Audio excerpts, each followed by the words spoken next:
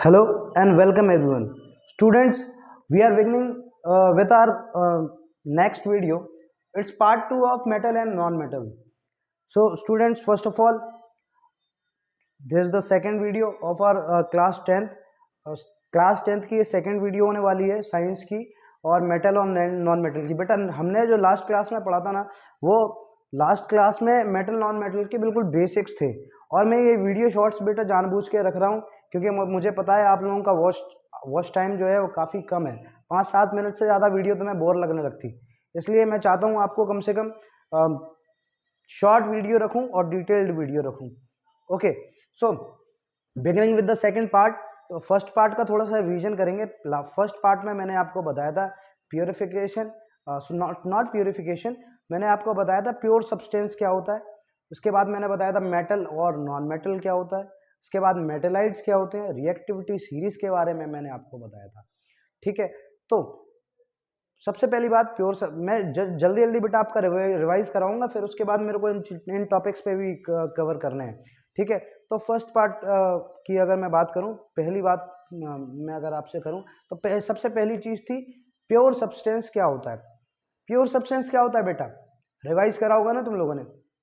हाँ, तो pure substance बेटा वो होता था जो पूरा का पूरा एक ही तरह के एटम से बना हो। सिंगल एटम नहीं, सिंगल टाइप ऑफ एटम।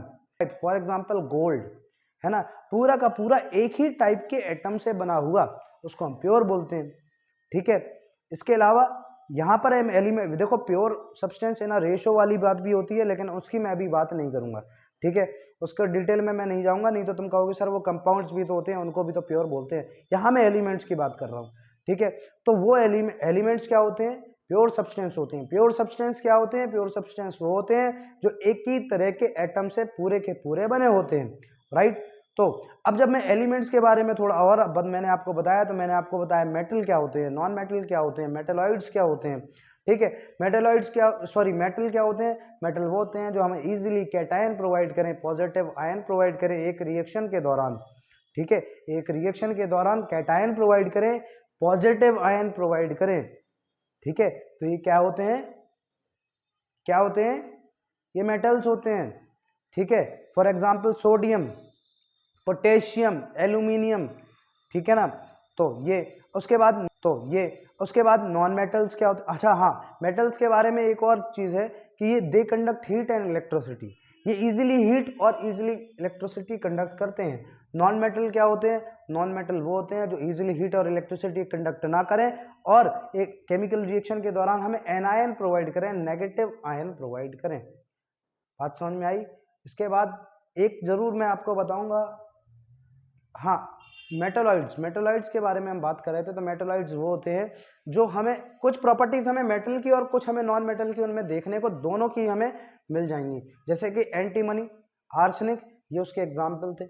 इसके बाद बेटा रिएक्टिविटी सीरीज की मैंने बताई थी के बारे में आपको बताया था। रिएक्टिविटी सीरीज क्या है, एक लिस्ट है एलिमेंट्स की। ठीक है, उसमें क्या है कि जो हाईली रिएक्टिव एलिमेंट है वो ऊपर है, उससे नीचे कम रिएक्टिव, फिर और कम रिएक्टिव, फिर और कम रिएक्टिव, और फिर वेरी लेस रिएक्टिव। ठीक है, तो ये सेट ऑफ एलिमेंट्स थे हमारे सामने। ठीक है, तो ये कल का रिवीजन हमारा हो गया। ठीक है, आज की बात करते हैं बेटा। आज क्या है, ये एलिमेंट्स, ये मेटल्स हमें मिलते कहाँ हैं, इनको बोलते हैं occurrence of metal. Occurrence of metal का मतलब है मेटल हमको कहाँ मिलते हैं। ठीक है, देखो मेटल्स हमको मिलते हैं धरती की सतह में। कहाँ, धरती की सतह में या समुद्र में, या समुद्र में मिलते हैं हमें सॉल्ट्स के रूप में, कंपाउंड्स के रूप में मिलते हैं। ठीक है, तो या तो समुद्र में हमें मिलेंगे या धरती की सतह में मिलेंगे। अब बात हो गई सर ये तो ठीक है कि धरती की सतह में, मतलब कैसे मिलते हैं। देखो बेटा ऐसा है, धरती की सतह से जब इनको निकाला जाता है तो ये ऐसा नहीं होता कि पड़े हुए, जैसे हमारे सामने कोई मेटल रखा हुआ है। अगर मैं बात करूं, देखो यहाँ पे ये चमचमाता हुआ तो ये दिख रहा होगा, है ना, ये मेटल ही है, लेकिन ये ऐसा डला तो नहीं मेरे को कहीं मिल गया होगा, है ना। इसको एक प्रॉपर शेप दिया होगा तो वैसा जो तुम सोच रहे हो वैसा भी नहीं होगा। हेलो बेटा, गिव मी दैट। बेटा ये जो है ना, ये गौ माता जो दिख रही है, ये पूरा का पूरा मेटल से बना हुआ है। ये तो आप लोग समझ गए, लेकिन ये मुझे इस फॉर्म में तो नहीं मिला होगा ना, है ना, कोई प्लेन फॉर्म में भी नहीं मिला होगा। राइट, राइट, तो ये मिला कैसे होगा? देखो ये होता क्या है, धरती की सतह में जब मैंने बात करी तो ये इनको धरती की सतह से खोद के निकाला जाता है in the form of rocks. ये रॉक के फॉर्म में निकाले जाते हैं, और जब ये रॉक के फॉर्म में होते हैं ना तो इनमें कई सारी इम्प्योरिटीज होती हैं।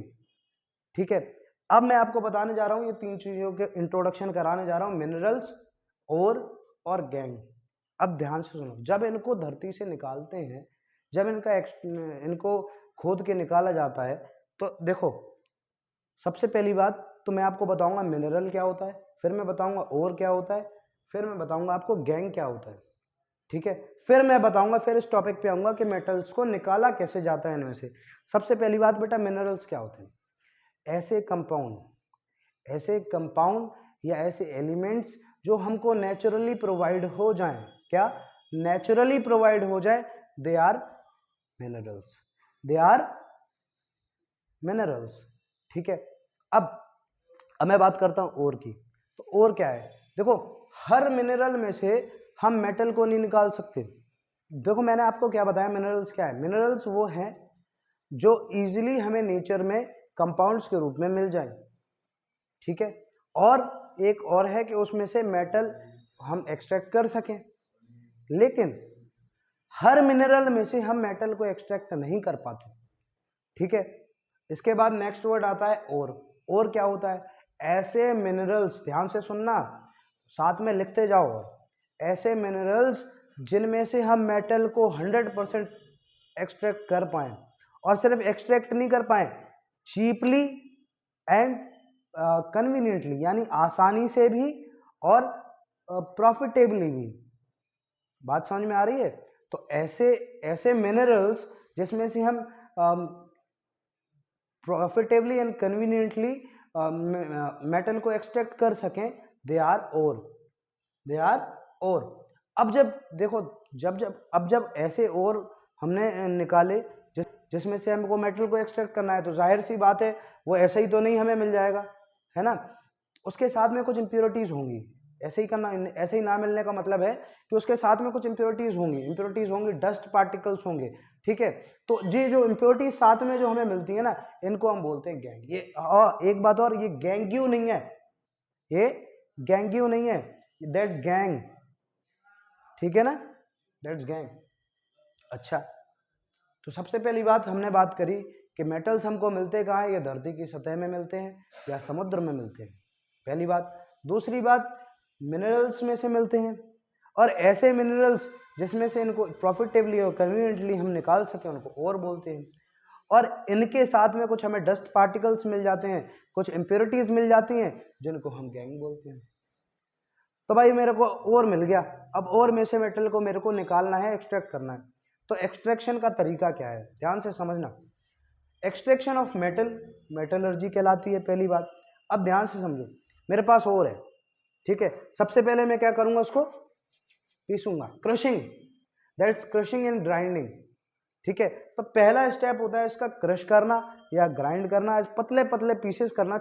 उसके बाद कॉन्सेंट्रेशन मतलब प्राइमरी लेवल पे जो सफाई होती है ना, फॉर एग्जांपल डस्ट है तो उसको झाड़ दिया, नमी है तो सुखा दिया।